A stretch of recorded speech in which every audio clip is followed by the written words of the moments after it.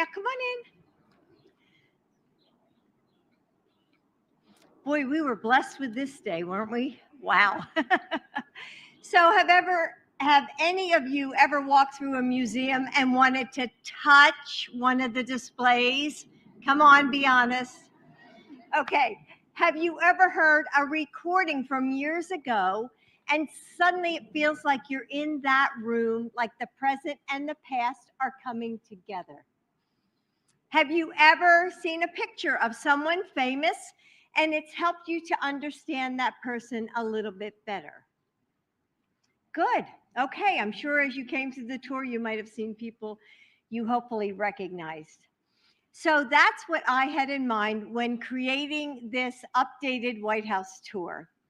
And today with you, we are unveiling a reimagined White House tour experience. So thank you for joining me, and welcome to the White House.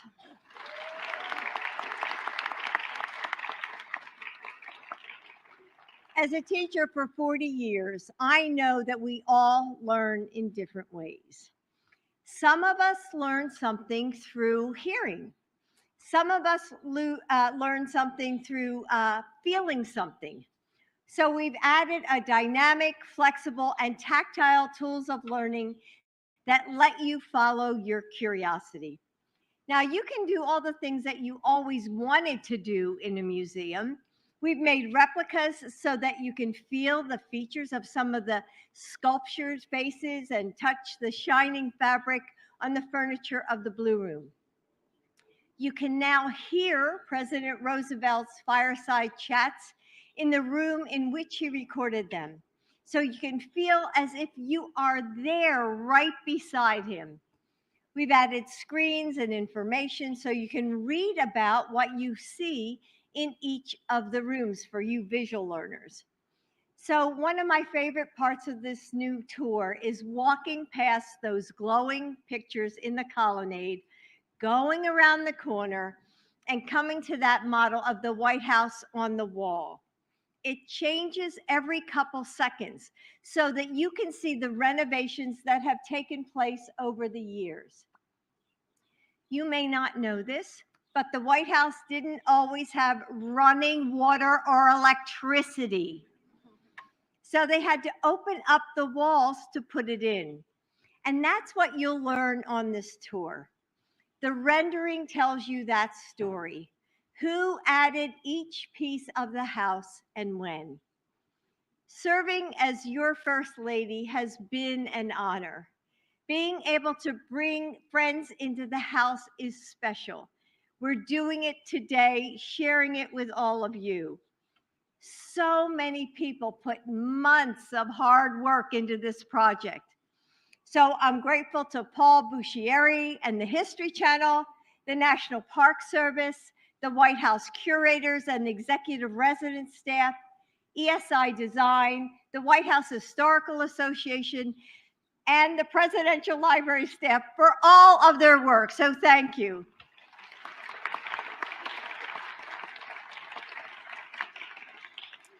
To preserve our history, we must teach it. We learn from the wisdom of the past and weave it into our future. And as you walk through this house, I hope you'll feel the history here. It's your history, and it lives in each of you, connecting you to those who have walked before you and to each other. One of the things that makes this house so special is that it belongs to you, the American people. And as your First Lady, it's been a privilege to share it with all of you and keep opening the doors wider and wider. Thank you. Thank you. Like the Grand Canyon of Yosemite, our White House is a national park. And I'm grateful to the National Park Service who work so hard to preserve it, to protect it for all of you. They help make sure that the White House is a place where you can be inspired and learn. So please help me welcome National Park Service Director, Chuck Sams.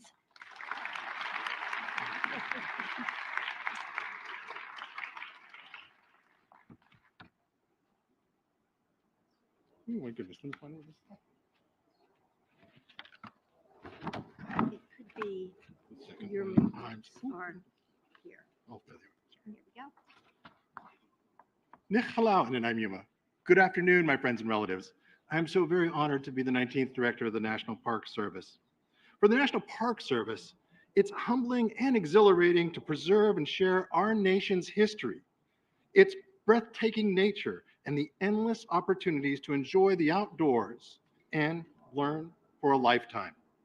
And the greatest thrill is when we see how our work enriches people's lives. National Park Service employees invest their passion, skill, and talents at more than 430 national parks across the country, including right here at the White House and the President's Park, where we take meticulous care of health and beauty of the grounds and gardens, preserve and care for priceless artifacts, provide iconic spaces for people to exercise their First Amendment rights, and invite people to learn about the history of the presidency and the White House as a home, an office, and a worldwide symbol of democracy. As National Park Service Director, I have the distinct honor of serving as chair of the Committee for the Preservation of the White House, alongside experts and luminaries and guided by the First Lady's visionary leadership. And it is Dr. Biden's vision that has brought us to this moment. She saw an opportunity to make a visit to the White House more inspiring, more meaningful, and more memorable for visitors of all ages. A generous donation from the History Channel A&E television network has helped bring her vision to life. There is nothing that compares to learning in the places where history happens. The White House, like all of our national parks, is a living classroom that connects our shared American story to students and learners of all ages. The National Park Service is thrilled to collaborate with the White House and the First Lady on a new tour experience and in caring for the White House and its spectacular setting every day.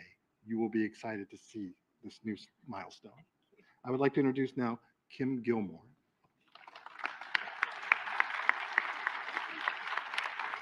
Thank you, Director Sams. I'm honored today to be here on behalf of the History Channel for the unveiling of the new enhanced White House tour experience. Dr. Biden, as First Lady and throughout your life dedicated to public service and education, you have inspired generations of people to embrace a level of learning and remember that all of us always have more to learn about our history. These new tour components, such as the living timeline in the East Colonnade, which many of you have seen or will today, people of all ages will learn more about the vital events that have taken place here. And most importantly, about the people who have lived here, gathered here, met here, talked here, performed here, as well as those who have preserved this house for the future. Each one of these people who has walked through these rooms and halls have played a role in our nation's story, and they reflect the truth that it has always been people, our leaders, including presidents and first ladies and their families, and also countless ordinary citizens, people like us, who have made real the promises of the American experiment that is ongoing and that will continue today and into the future. We see the faces of these people throughout the new tour experience, and I know these photos and images of people and important objects here will lead many students, like the ones who are here today, and their families to dig deeper into the stories they learn about during the tour.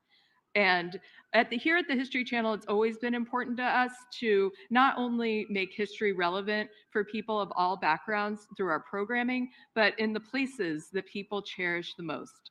And there is no more treasured place in our nation's history than the White House. It has been an incredible honor to be part of this special initiative. And we have been incredibly proud to join with so many people. This is a collective work of a team. The First Lady and her team, the White House curators, the White House Executive Resident Staff, the White House Historical Association, the National Park Service, and the stellar team at ESI Design, who are helping to bring to life this vision and of an engaging tour experience for a new generation of students, some of you who are here today. I want to thank and acknowledge Paul Bucieri, the president and chairman of A&E Networks Group, who is here with us today, for his commitment to this project and dedication to making history meaningful for all people. And finally, Dr. Biden, we all owe an enormous thank you to you for this transformative vision and for decades of dedication to this work, to widen the aperture of our history with these new educational features and all the work that you've done for students throughout our country and for the American people, to make a more vivid, living, breathing reflection of the many people and events that have made up the fabric of American democracy, a story that continues today and beyond. Thank you.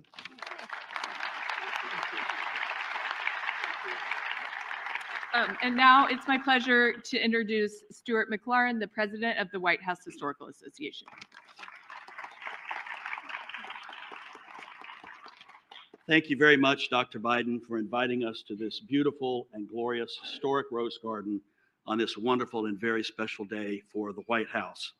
It's truly a great honor to gather with you here to celebrate the unveiling of this wonderfully enhanced White House tour experience. Since our founding in 1961 by First Lady Jacqueline Kennedy, the White House Historical Association has been privileged to work with 12 presidencies to share the rich and complex stories of this beautiful home. We, like you, Dr. Biden, and others gathered here, are committed to telling the full story of the White House, from the lives of the enslaved workers who, just across the street from where we are now in Lafayette Park, worked to build this house, the enslaved workers who lived under this roof to support our early presidents, the amazing and wonderful executive resident staff that work day in and day out to maintain this symbol of American democracy for those who live here, work here, visit here, and view it from around the world. And of course, to our President and First Lady for taking care of this space and interpreting this space for all who have the opportunity to visit. You know, White House history is not always easy. There are true moments of great joy, such as the weddings that have been held in this very special rose garden. But there are also very challenging moments, and it's our responsibility to tell them all. In this important work for the re-inspiration of the White House tour and for your 4 years as First Lady, we have been inspired by your heart, your vision, and your lifelong passion and commitment to teaching and learning. So thank you very much for that. Dr. Biden's leadership has guided this project as we have worked collaboratively with her wonderful, really terrific staff, the History Channel, ESI, the National Park Service, Presidential Libraries, and all who have had a hand in making this possible. I'd especially like to recognize my White House Historical Association colleague, Dr. Matthew Costello, and his staff at our David M. Rubenstein National Center for White House History for working day in and day out to ensure that the historical accuracy of the narrative was in place, and to also engage images from our digital library, which is available to the public and is a treasure trove of images from throughout White House history. So Dr. Biden, in thanking you for your leadership, I want to acknowledge and recognize and praise that now every single person who will take this tour of the White House will have a deeper understanding of the remarkable building and its role in White House history. We all know that this is more than a home, more than an office, more than a ceremonial stage, more than a museum. This is a living symbol of American history, and what you have done to enhance this tour makes it more so. Thank you very much. And now it's my honor to welcome Alicia Butler, who was the Gilder Lehrman 2019 National Teacher of the Year and also the DAR Teacher of the Year, and is currently the teacher in the DC public schools. And it's so wonderful to see these Generation A students right here on the front row, Alicia, much like your students, I'm sure. So welcome.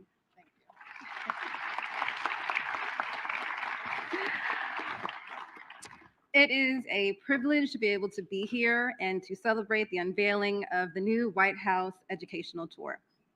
I'm a native of Hallandale, Florida, and growing up in South Florida, you find yourself in your mind as far south as you can get in the United States. It feels like it takes forever to travel to another state. As a child, I used to feel that I had as strong as a chance to travel to Washington, D.C. to see the White House as I did to travel to Egypt to see the Great Pyramids. In the 8th grade, my school organized an end-of-the-year trip to Washington, D.C., but it was too costly for the majority of students that looked like me. So when I moved to D.C. 15 years ago, I jumped at every opportunity to travel to the White House. And when the chance presented itself to take my students for a White House tour, I quickly jumped at the opportunity. As a history teacher, I was so excited for my students to have the experience I never had at their age, and was amazed that many of them, although born and raised in the city, had never visited the White House or even knew that it was a possibility, despite the fact that some were 4th and 5th generation Washingtonians. The day of the tour, my students were so enthusiastic. But when they got there, I could see some of that elation dissipate during the tour, as they were quickly ushered from room to room, along an experience that mostly highlighted the antique furniture and paintings. There was no acknowledgement of the fact that the very people that built the hallways they were walking down looked like many of my students, came from similar backgrounds, and in some cases might have very well been their ancestors. There were no discussions of the conversations that were had in the rooms in which they weren't allowed. How much more meaningful would it have been if, for my students, many who reside in Southeast DC, to learn how Frederick Douglass, a treasured resident of Southeast, met with President Lincoln here demanding that he abolish slavery and allow Black men the right to fight for their freedom in the Civil War? Imagine how my students would have felt knowing about the protests that took place right outside the White House by women who refused to accept anything less than their right to vote and to be heard.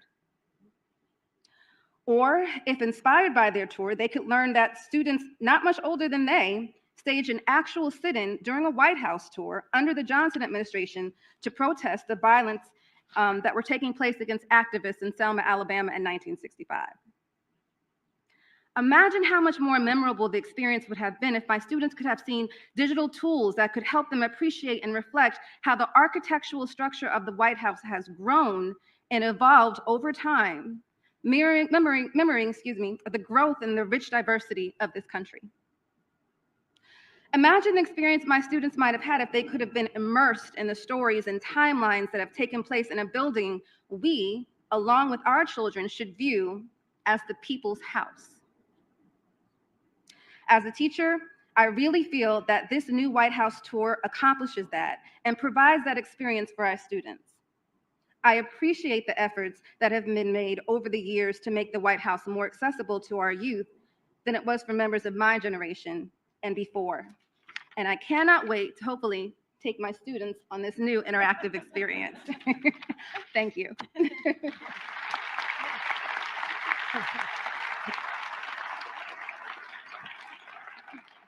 Thank you, Alicia. Teaching isn't just a job, it's a calling. And when we can all see that you were called to this profession for a reason. So thank you for what you do. And I'm grateful to everyone here for spending some of your day with us. For being here at this moment. And after you leave here, keep telling the world what you learned here today. Keep exploring new parts of our history. Keep that wisdom with you as you shape the future of our nation. And maybe one day, and I'm talking to all the students here, maybe one day one of your portraits will be hanging here, watching over the next generation of students. Thank you and enjoy the new tour. Thank you. Distinguished guests, please remain in your seats as the First Lady departs. Thank you.